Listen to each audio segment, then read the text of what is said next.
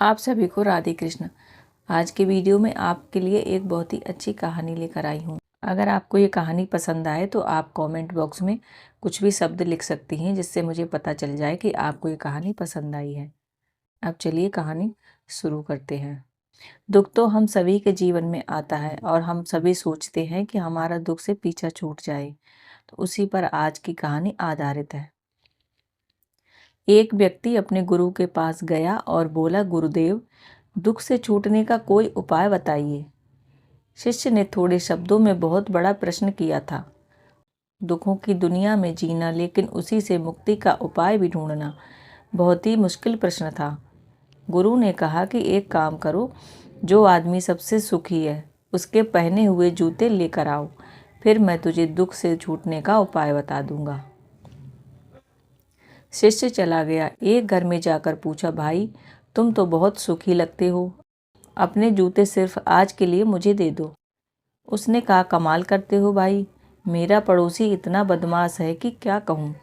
ऐसी स्थिति में मैं सुखी कैसे रह सकता हूँ। मैं तो बहुत ही दुखी इंसान हूँ। वह दूसरे के घर में गया। दूसरा बोला, अब क्या कहूँ भाई, सुख की तो बात ही मत करो, मैं तो पत्नी की वजह से बहुत ही परेशान हूँ। ऐसी ज़िंदगी बिताने से तो अच्छा है कि कहीं जाकर साधु बन जाऊं। सुखी आदमी देखना चाहते हो तो किसी और के घर जाओ। वह तीसरे घर गया, चौथे घर गया।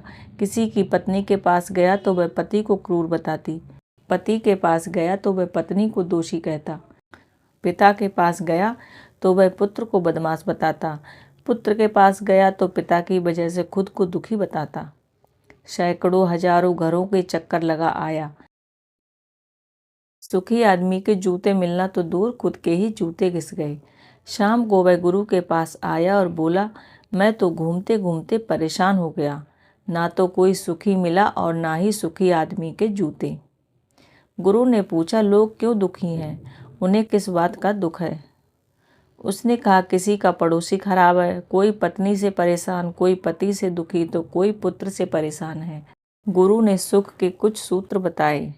वो सूत्र हैं कि दूसरे की ओर मत देखो, बल्कि अपनी ओर देखो, खुद में झांको, खुद की काबिलियत पर गौर करो।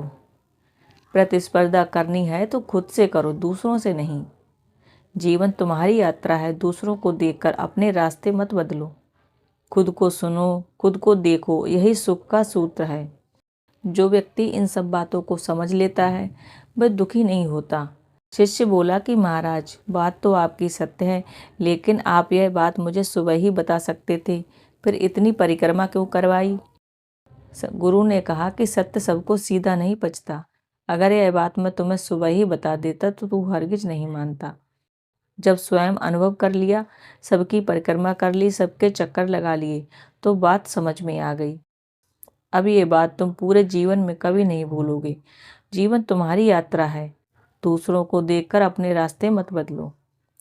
इस प्रकार ये कहानी यहीं पर समाप्त होती है। आशा करती हूँ कि आज का वीडियो आपको पसंद आया होगा। अगर आपको ये वीडियो पसंद आया हो तो वीडियो को लाइक और चैनल को सब्सक्राइब जरूर कीजिएगा और कमेंट बॉक्स में अपना कोई भी सुझाव हमें जरूर दीजिएगा। राधे कृष्ण।